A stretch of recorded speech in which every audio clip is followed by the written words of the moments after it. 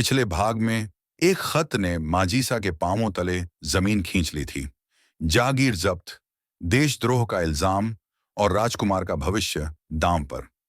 अब एक मां अपने कुल की आन बचाने के लिए उदयपुर की ओर रवाना है, जहां से युद्ध की पहली चिंगारी भड़केगी। ये है हुंकार की कलंगी, भाग 2। माजीसा को अपने पिता के मुख से सुनी वे राजपूत वीरांगनाओं की कथाएं स्मरण हो आईं, जिन्होंने रणभूमि में तलवार हाथ में लेकर घोड़े पर सवार होकर शत्रु सेना को गाजर मूली की तरह काटते हुए खलबली मचा दी थी। उन्हें अपने ही कुल की पत्ताजी चुंडावत की ठकुरानी का उदाहरण याद आया, जिसने अकबर की सेना से युद्ध किया था और उन पर गोलियों की वर्षा कर दी थी।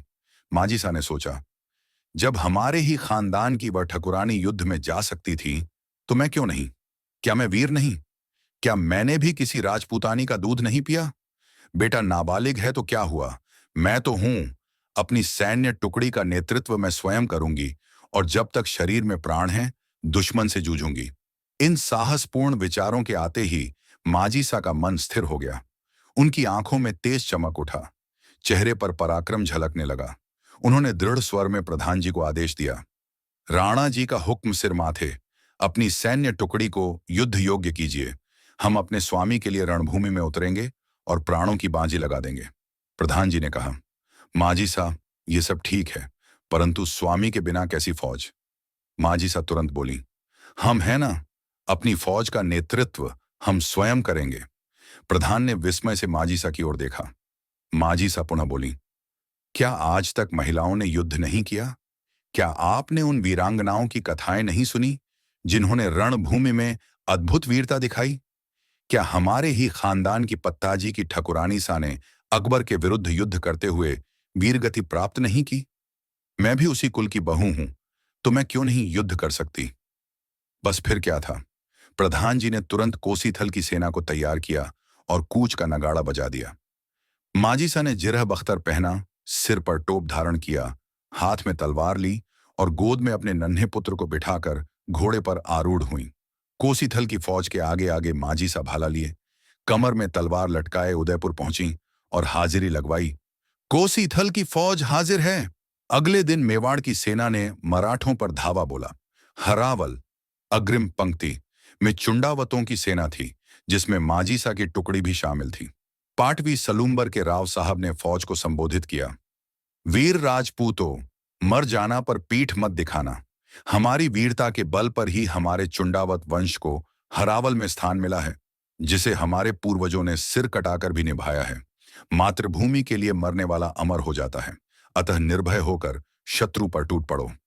माजिसा ने भी अन्य वीरों की भांति एक हाथ में तलवार उठाई और दूसरे हाथ से घोड़े की लगाम खींचकर उसे ऐड़ लगा दी। युद्ध आरंभ हुआ। तलवारों की टनाटन, तोपों और बंदूकों की गड़गड़ाहट और हर हर महादेव के नारों से रणभूमि गूंज उठी। माजीसा फुर्ती और तन्मयता से तलवार चलाते हुए शत्रुओं को काटती आगे बढ़ रही थी। तभी पीछे से एक मराठा सैनिक ने उन पर भाले का वार किया, जो उनकी पसलियां चीरता निकल गया। उनका संतुलन छूटा, लगाम हाथ से छूट गई और वे भूमि पर गिर पड़ी। सांझ होते होते युद्ध थम गया। घायल माजीसा को अन्य सैनिकों के साथ वैद्य जी के शिविर में लाया गया। जब वैद्य जी ने उनका टोप हटाया तो लंबे केश दिखाई पड़े। वे समझ गए कि यह कोई स्त्री है। बात राणा जी तक पहुंची। घायलों में एक स्त्री, पर कौन, कोई नहीं जानता। वह अपना नाम भी नहीं बता रही। राणा जी स्वयं चिकित्सा शिविर पहुंचे। उन्होंने देखा एक स्त्री जिरह वस्त्र में रक्त से लथपथ पड़ी है। उन्होंने विनम्रता से कहा, कृपा कर सच सच बताइए। यदि आप शत्रु पक्ष की भी हों, तब भी मैं आपको बहन के समान आदर दूंगा। भय छोड़कर अपना परिचय दीजिए। घायल माजीसा बोली, कोसीथल ठाकुर साहब की मां हूं, अन्नदाता। राणा जी चकित रह गए। पूछा, आप युद्ध में क्यों आ गईं? माजीसा बोली, अन्नदाता का आदेश था कि सभी जागीरदार युद्ध में सम्मिलित हों, अन्यथा जागीर जब्त कर ली जाएगी। कोसीथल का ठाकुर मेरा बेटा मात्र 2 वर्ष का है। वह सेना का नेतृत्व कैसे करता? यदि मैं अपनी फौज के साथ हाजिर न होती तो मेरे बच्चे पर देशद्रोह और हरामखोरी का कलंक लगता और उसकी जागीर भी छिन जाती। इसलिए मैं स्वयं सेना लेकर युद्ध में उतरी। माजीसा के शब्द सुनकर राणा जी की आंखें गर्व और करुणा से भर आईं। वे बोले, धन्य हैं आप जैसी मातृशक्ति।